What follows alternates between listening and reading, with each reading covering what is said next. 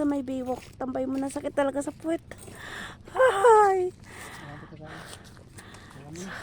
Tingnan mo na. Ayun, so, part pa rin doon. Kami galing kanina mga palangga. Grabe. Ang layo pala nito. Oh. So, yan, may mga cottage, ay mga cage. Tilapia pa rin yan dyan. Yan, puro cage yan. Nandito kami sa may Baywalk ng Agoncillo. See? Hanggang doon mga kapalangga. Naalala ko, nagbiyahe kami dito noon, biyahe pa putol-putol kasi nagla-live ako para makita ko lang. Dati walang diferentado yun. Diba?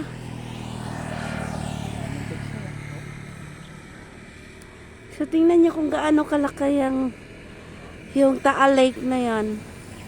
Nung pumunta kami doon sa may ano, yung Mount Makulot, sa may Beautic.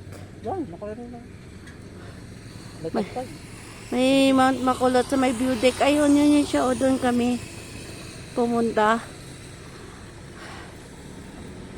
Tingnan ko gaano kalaki yan. Kalapad mga palangga. No? Uy. Gusto mo?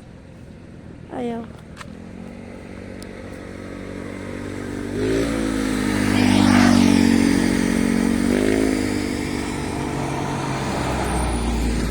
Sumakit lang talaga yung aking ano sa grabe. So malinis naman. Okay. Ayan na. Ganda.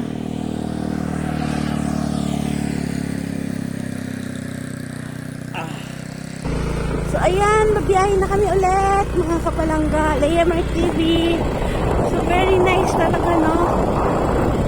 Mainit lang, hindi lang kami pwede. Dati kasi nung nag-ano kami dito, nung nagbiyahe din kami dito, dati mga kapalangga is hapon, malilim. Maraming nanonood dito, maraming napunta dito na masyal walking. At the same time, marami rin nagtitinda ng mga street foods. So, mawibili ka ba? So, ngayon, kainitan. Ayan. So, kaya kami dadaan. So, dito pala. Ha? Ayan, putol. So, mag-post lang muna ako mga kapalangga pasakit sa puwet. Pag ano na kasi mga kapalangga, yung mga nasisirang mga daanan, buhangin. Sobrang sakit talaga sa upuan. O, diba? Sana all.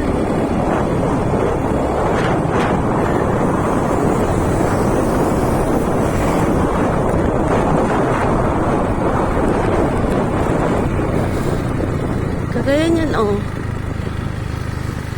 Mga putik ang daan. Magpo-post lang ako mga kapalangga kasi.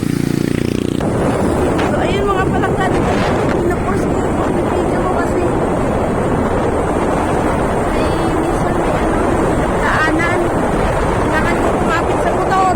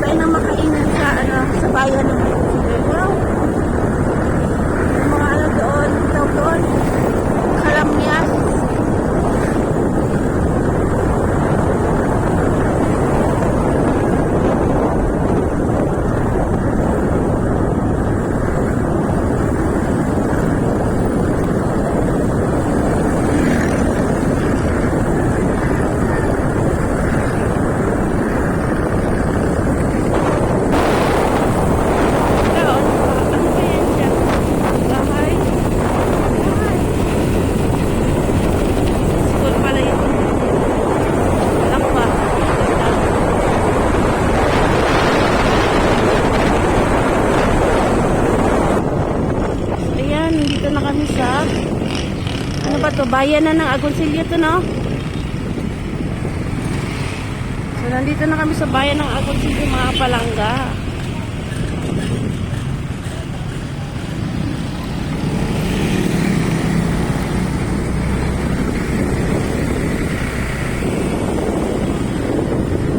Parang hindi naman masyadong dito nire-record yung mga nakalente. Okay. Nakaload na rin. Fiesta na rin pala dito, oh. Happy Fiesta.